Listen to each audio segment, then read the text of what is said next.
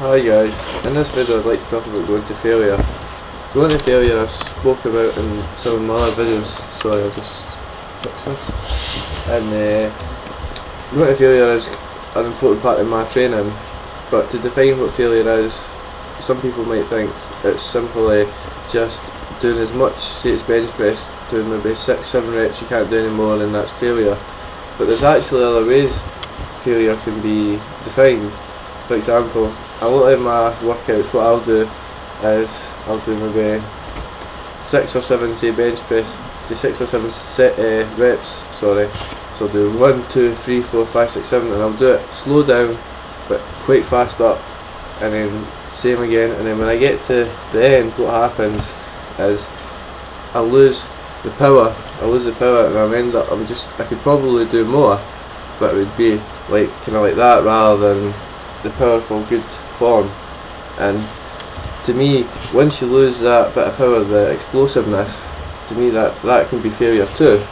Obviously failure in the sense where you can't do any more, that can work as well, and I put that into my training as well. Like some of my maybe a couple of times a month I'll do failure where it's just right, that's me finished, and then obviously one of my spotters will take it off, put it back the bar off or whatever. But a lot of the time I maybe do 3 or 4 times a month as well, the training, so it's bang 1, bang 2, bang 3, 4, 5, 6, 7, and then the time I get to 8 it's like, 8 wasn't very good, so I just rack up, even though I could probably do more.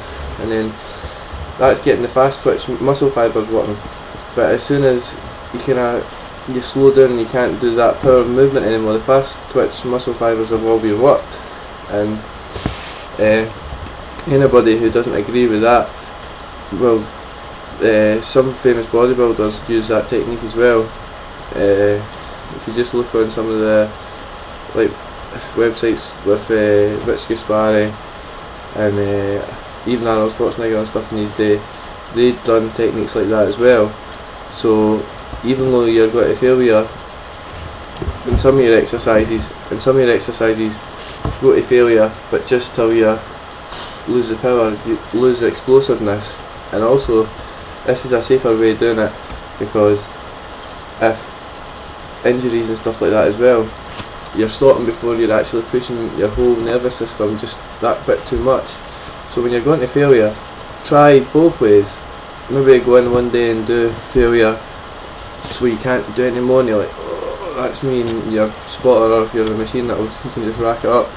But on the other hand, try the way I'm telling you as well, which is bang 1, 2, 3, 4, all the way up to between probably 6 and 12 again, that's what I would recommend, until you lose that, the power.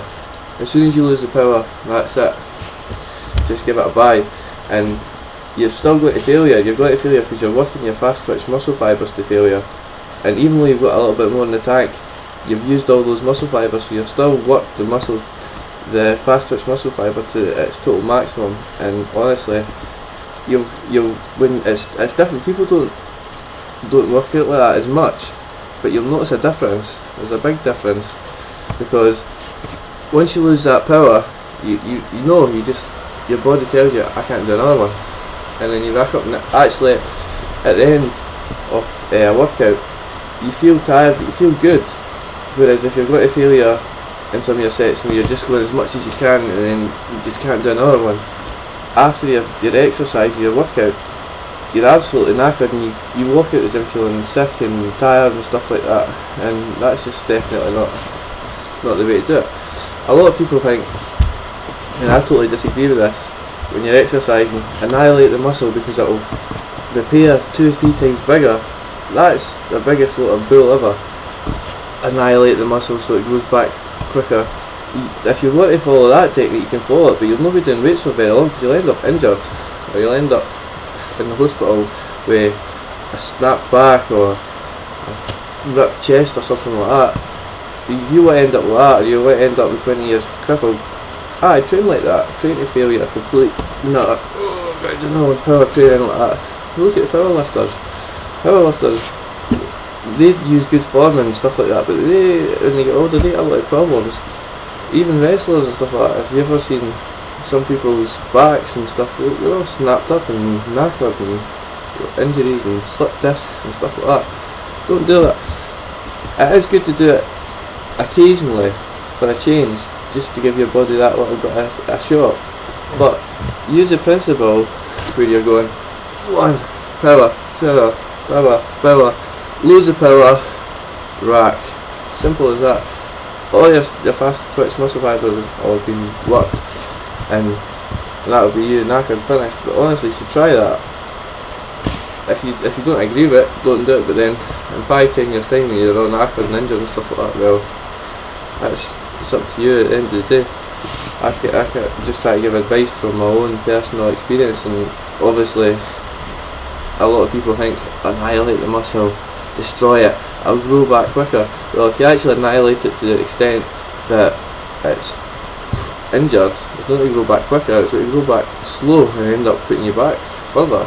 So if anybody thinks they should annihilate the muscle to try and make it to grow back, don't do that, please don't do that. Even if you look at bodybuilders like the famous ones, Ronnie Coleman and so on, when they train, what they do, and you hear them saying it as well, is they stimulate the muscle, they don't annihilate it.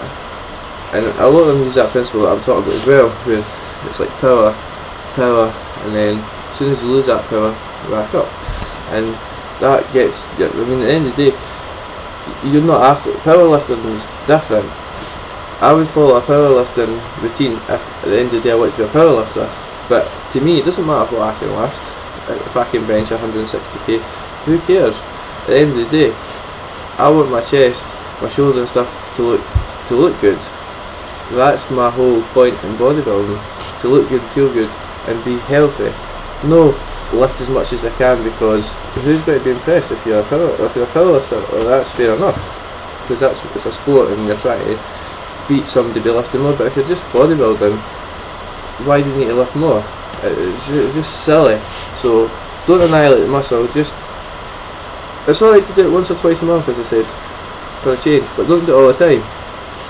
When you're going to failure, power, power, power, power. As soon as you lose that power, just rack it up, and that's you going to failure, because all your fast twitch muscle fibers have been worked. Anyway, please comment, subscribe, what do you think? Cheers, bye.